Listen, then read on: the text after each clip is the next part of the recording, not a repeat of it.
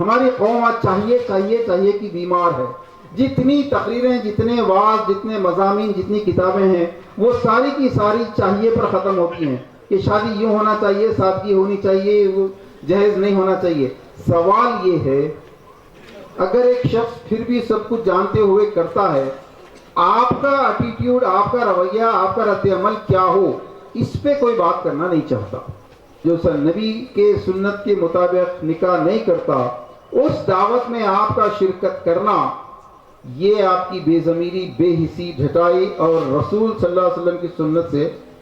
بیزاری کا ثبوت ہے. یہ کیسے ممکن ہے کہ النکاح من سنتی کہہ دینے کے بعد کہ رسول اللہ صلی اللہ علیہ وسلم نے فرمایا کہ نکاح میری سنت ہے، اور کوئی شخص اس سنت پر نہیں چلنا چاہتا، وہ